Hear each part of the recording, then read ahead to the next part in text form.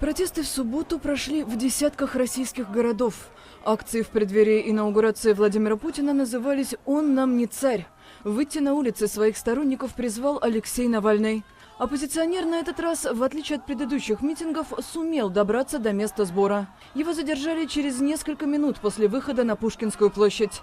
Всего в отделениях за время субботних акций в разных городах, по данным правозащитной организации ОВД-Инфо, оказались больше 1600 человек.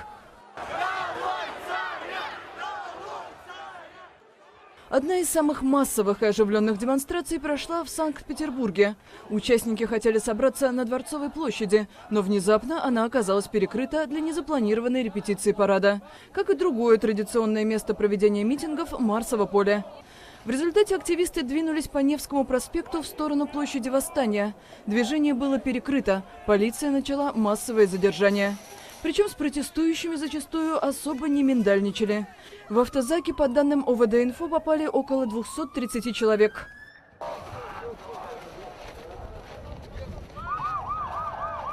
Многочисленная акция прошла и в Екатеринбурге. Здесь собрались больше 1000 протестующих. У каждого к действующей власти свои претензии. Вопрос, где доходы от нефти? Мы платим за свой же бензин в 3 раза дороже, чем на экспорт он уходит. Это беспредел. Я считаю, это гражданским долгом оказаться здесь. Выходить на улицы, протестовать, открытый, хватит бояться, уже перестать бояться прежде всего он должен. Потому что мы хотим жить в свободной стране. Понимаете, мы оказались на обочине мировой цивилизации благодаря Путину. Вот это ужасно, понимаете, когда страна не сможет развиваться. И вновь на улице вышло множество молодых людей. Теперь они – ядро протестного движения. Да, напомнить, что, в принципе, его просто сюда назначили. Поддержки-то на самом деле у него нет никакой. И если что-то произойдет, действительно, его сметут. То есть они опираются только на силовые структуры, а это неправильно. Люди должны опираться, власть должна опираться на народ.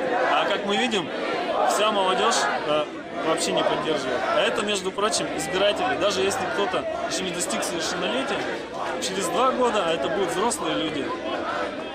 А поскольку Путина избрали на 6 лет, через 6 лет это будут очень взрослые люди. И они будут очень недовольны. И очень недовольные люди.